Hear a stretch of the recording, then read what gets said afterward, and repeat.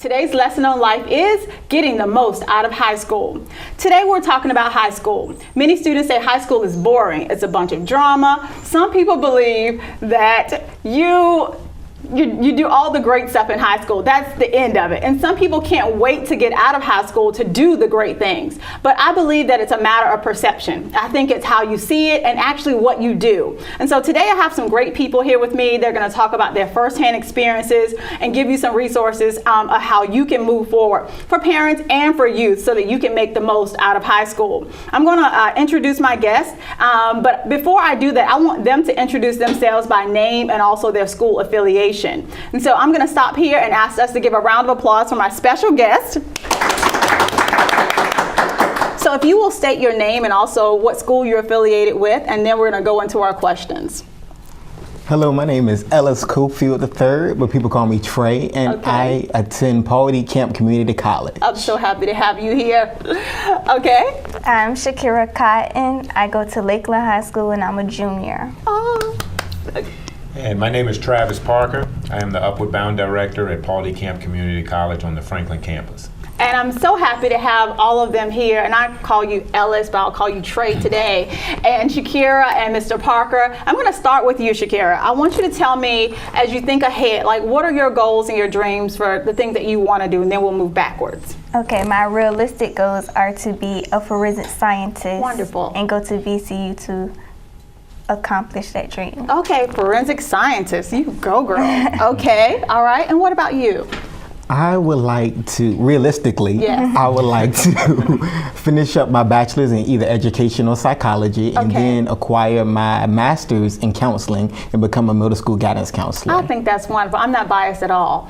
I love that. Of course, psychology. Okay, but forensic, I love forensic too. Okay, so we're going to go back to you, Shakira, because I want to hear sort of the long term, but I want to work backwards. So Shakira, what type of things were you doing in high school? What do you do in high school even now to prepare yourself for college in life? Well, I'm in Upward Bound, which is a college-bound program. It gets me prepared for college. Yes. And it's not just a college program. It really helps me with my life also. Yes. So that's what I'm in currently in other clubs and groups. Okay. Well, tell me about the clubs and groups. Don't be shy. I'm in Anchor Club, I'm in French Club, and that's about it. Okay. And Shakira has a wonderful personality. If I had the opportunity to teach her in a dual enrollment class, well, she was taking psychology. And, you know, of course, I know that you guys are going to do well and go and do great things. Tell me a little bit about your interest in forensic psychology, like where that came from or why you want to work in that field. It mostly came from TV, actually, the show Bones. Yes.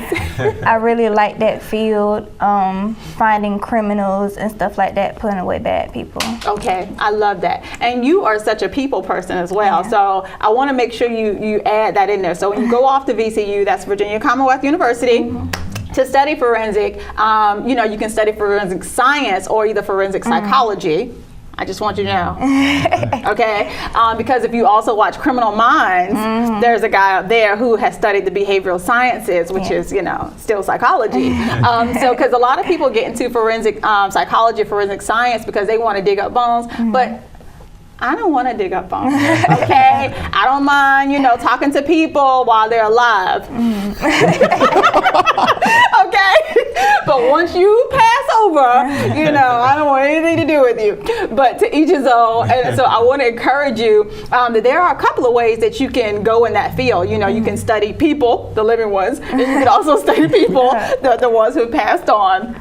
But I know your personality is definitely so much of a people person, the live ones. So I want you to contemplate making sure you add in some people skills in there, some psychology classes, and you can still do the behavioral sciences. Quantico is not that far from here.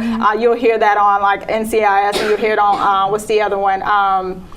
Gosh, what's the name? I can't think of the name of it. I love that show. NCIS. They talk about Langley all the time. They talk about, Quantico. And so there's many things that you can do in forensic science or forensic psychology. So I just wanted to encourage you on that, so you have a couple of options, because I want you can't not use your personality, okay? Because you will have them talking just like that, okay? Now, Ellis, I'm going to move over to you and ask you, you're in college now. Yes. I'm so excited for you. Last time I saw you was still in high school, right? It seems so long ago. But you're in college now. So what sort of things that you do when you were in high school to prepare yourself for moving forward? Oh, in high school, I was in so many clubs. I bet. Organizations. That's why I saved you for a second. I was on prom committee. I was in SGA for all 4 years. I started out as a representative. Then I moved up in the ranks. I was a parliamentarian. Then my senior year, I was president, giving speeches and emceeing the different pep rallies and everything, and just a whole lot of other organizations like that. But what really sticks out to me is my senior year, I was able to start my own mentor organization, which I took 22 seniors from our senior class. And we went over to the middle school, Southampton Middle School, and mentored about 200 students. Oh, nice. 6th, 7th, and 8th grade. Beautiful. And because of that, I was able to make it a nonprofit, and we're going through the nonprofit process right now. So I'm excited about that. Isn't that wonderful? That is wonderful. I'm excited for you and the things that you're going to do, because I tell students all the time, you don't have to wait until college. You don't have to wait until you get out of school to do great things. If you want to author a book, do it. If you want to take pictures and start a photography book, you want to write a children's book, do it. It doesn't mean you don't have to wait until you get in college or you get out of school. You don't have to wait to start a business or have a nonprofit organization. If there's something in your heart, some calling, some purpose you have, it starts now. It should be already in you. You don't have to wait until you become the adult that you're going to be, okay? And we'll talk more about that too, okay? Also, I want you to tell me, I know you're also doing some other things now, so bring me up to date, sort of, where is Trey right now? What are some of those things that are in your heart, on your sort of table, on your plate right now? So I was just recently a work study in the financial aid office at Paul D. Camp Community College, where I attend, and I'm a freshman student. Yes. But now I've just shifted and been promoted to the student activities officer over the Suffolk campus. Oh, beautiful. And what that job entails is I basically be running and planning and overseeing the different student organizations that go on in Paul D. and Suffolk. Okay. So I'm very excited about that.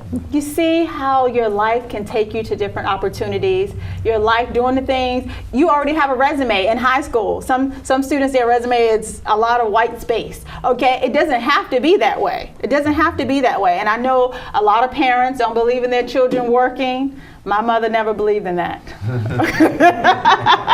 I've been working all of my life, in the house, outside of the house, legally, and helping out in the neighborhood, doing those jobs that, you only get paid a little bit, but I was only 12, babysitting and helping out and taking food down the street. But all of those things gave me the wonderful work ethic that I have now. And so I'm grateful for those things, because they lead you to other things. And now that you're there, other people get to see the greatness that you're bringing in. And so I love that. And so, Mr. Parker, I'm going to come over to you, because both students have been a part of your wonderful program. So tell us about Upward Bound. All right. Upward Bound. Yes. Boy, it is a great place in my life right now. I enjoy my job at Upward Bound at Paul D. Camp Community College. But we help students just like the two that we have here, but we help 55 students each year from Franklin High School, Southampton High School, and Lakeland High School. Beautiful. And we have different activities and events that help them to accomplish two philosophies that we have. And you'll probably hear them laugh because they always hear me say it. Exposure, exposure, exposure. That's one of the philosophies. And we want to just expose these young people to a lot of different things that ordinarily they would not go and expose themselves to it. So that when they get into the conversation with other people, at least they may not be a master of certain things. Exactly. But at least they can have an opinion of some things because they've been exposed to other things outside of Franklin or Suffolk or Southampton County.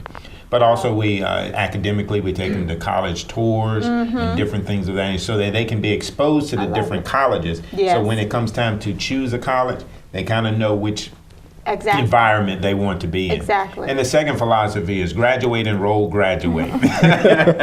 And that's the big one. Okay. Because I tell them 2 out of the 3 won't do. Exactly. Graduate from high school, enroll into college, and graduate from college. I love it. They have to do all 3, and that's what this program is all about. So we do a lot of different things that will be able to promote that idea, and then promote and encourage them and motivate them to be able to accomplish that goal. I love that. Yes. Because one of the things you mentioned on the colleges, many students, they'll visit that one school, or they'll see a lot about it on TV, and that will usually be the school that they'll choose. Right.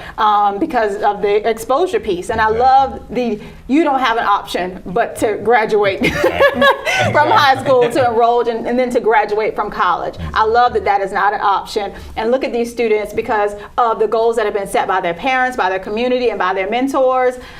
You don't even think that I'm not going to college. And that is a mindset that we want to give our youth. What are some of the things that you see might be the difference between the students who are enrolled in Upward Bound and the students who are not? Well, the opportunities that we are able to afford the students in Upward Bound because of the grant that is from the Department of Education on a national level, we use that money strategically and very smart. We go on many different college tours, and anytime we go on a college tour, we make sure we eat in the cafeteria, because a lot of times people don't know this, but if you go to the cafeteria, really you can get a sense of what that college is all about. So we make sure we dine in the cafeteria as well as the college tour, but then also we go to different attractions that are in the area around. So now they're able to see the environment that is around the college as well. So we're able to give those opportunities, and then also we push them to be able to go to these different events, such as classical opera or something of that nature. Whereas, musicals, the arts. and all those things that ordinarily they would not go to. So we say, hey, this is part of the program, you have to go. I love it. And then once they get there, they really enjoy it. They get a lot of education from it and things of that nature. And I know from talking to you that many of the Upward Bound students, most of them, they're in college, and I know you're about to have a beautiful ceremony that you're gonna, sort of celebrate your graduates, not just from high school, but from college. And so that's a beautiful honor. Aren't they awesome? Give them a round of applause again.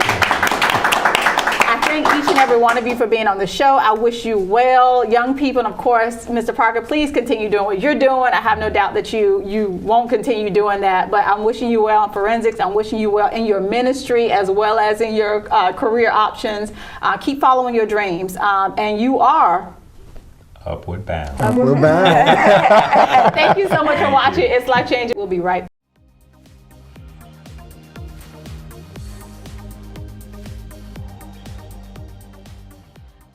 Time for me to speak into your life. For this segment of the Speak Into Your Life, I want to talk to you about success and how bad do you want it?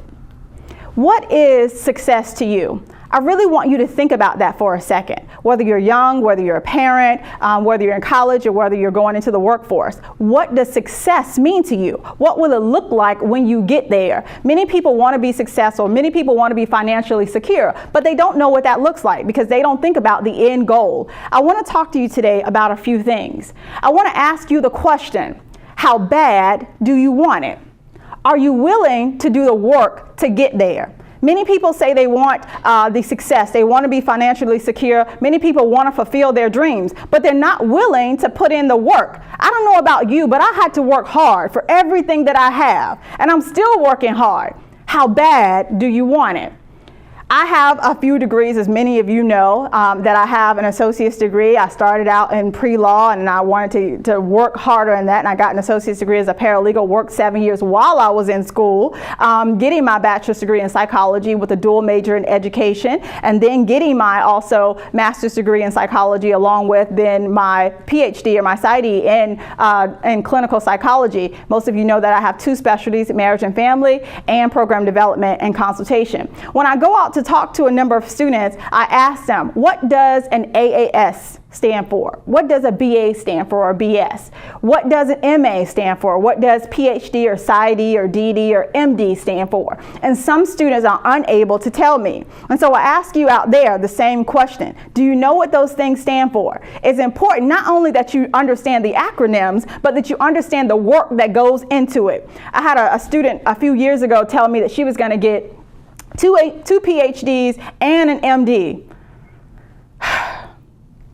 Not that I don't believe. I don't like to kill dreams. I think that anything is possible. Anyone who knows me knows that I will tell you, go for your dreams. But I want you to know that that person didn't understand just how long that would take. Do you understand that getting those degrees, just the degree themselves, could take you at least 12 years?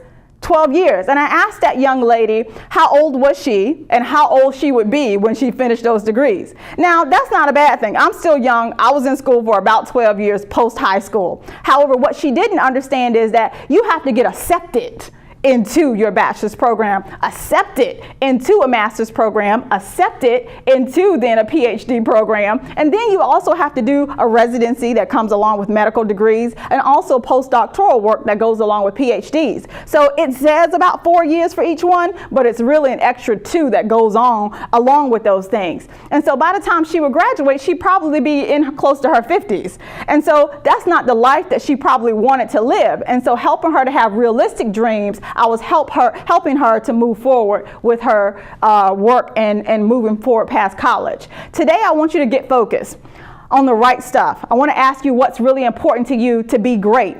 What is it that's in your character? Have you thought about the kind of person that you want to be, or have you just thought about the money? What are your goals? What is it that you want to do in the end? Not just jumping in, but what is it that you want to be? You heard the students earlier talk about wanting to get into forensic science. You heard them talking about nonprofit businesses, wanting to move forward in their life, doing great things. They have something on their mind already that came from their heart, okay? Do you follow the crowd, or do you do what's right? What kind of person do you strive to be today? Statistics, and some people might say, young people think that they know everything. You hear people say that all the time, okay? You might not know everything, but this is your time. I want you to understand that whatever you want to do, it is possible. But you have to understand that it's not going to happen when you become an adult. All those things that you need, we're going to talk about where they are already.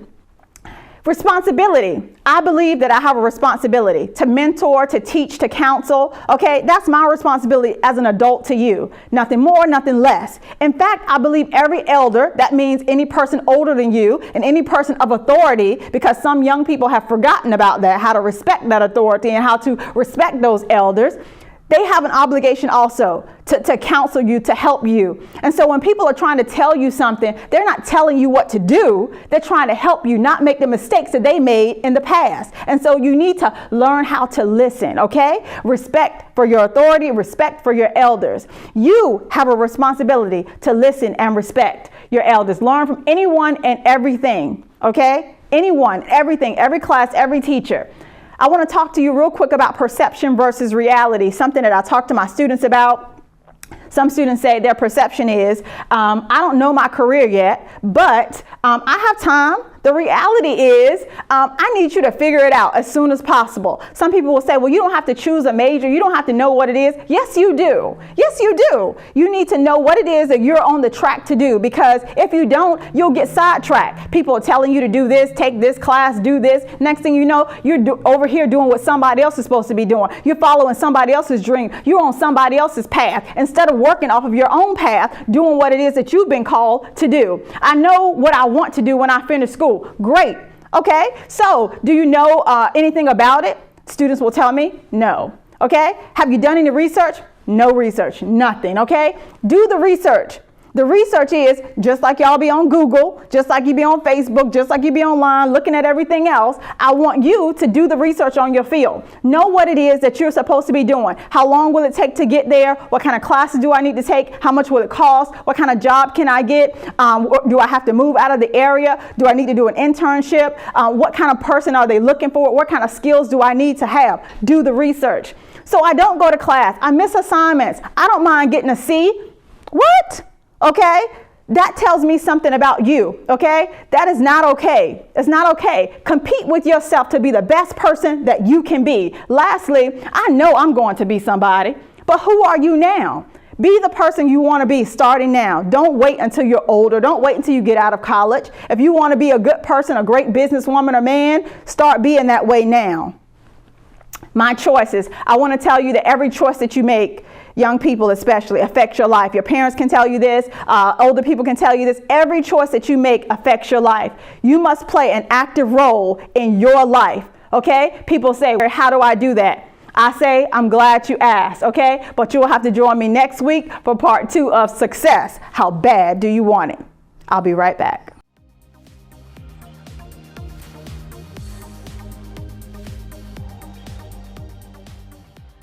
I'm so excited that I have Miss Robin Rose joining me for our community resources. I'm going to have her introduce herself and tell us a little bit about the programs at the Prudence Center. Thank you. Thank you for having me. I'm Robin Rose, and I coordinate the adult education classes at the Prudence Center for Industry and Technology, and that's, of course, located here in Suffolk. We have just a myriad of programs for adults at the Prudence Center. And just to kind of back up a little bit, the Prudence Center is a career and technical education school for Suffolk and Isle of Wight. Those are the owning divisions. So during school hours, high school students take some really awesome courses there, and during the evenings, adults get the same opportunity. So we just provide programs from cosmetology to welding to GED. Wonderful. Testing as far and classes as well. So do you have daytime and evening classes?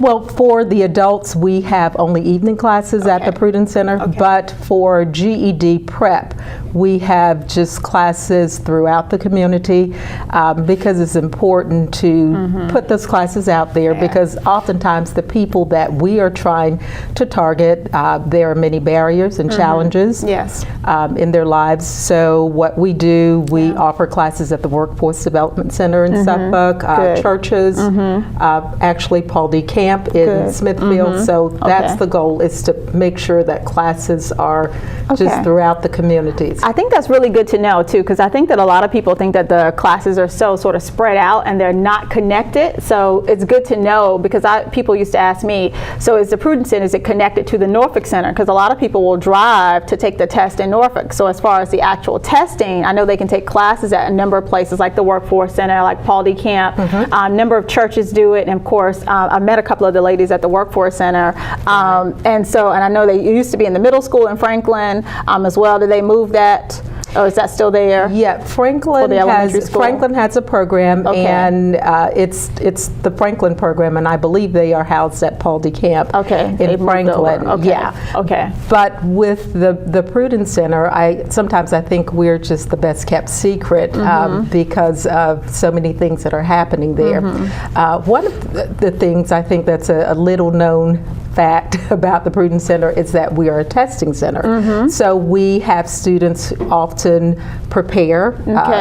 For example, nurse aid, they may take a nurse aid class at the Prudence Center, and then they're able to actually take their state boards there. Wonderful. We are a Pearson VUE testing site, so we are offering VCLA exams, CompTIA, GED credentialing, just awesome. Just I think that is a known fact because sometimes it's hard to find a testing center, and people will call me even to ask me about these type of things, and some people will drive to Newport News because there's a couple of testing sites on that side of the water that they know of, and so that's good to know. They can go online and see, but also perhaps they can give you a call and find out more.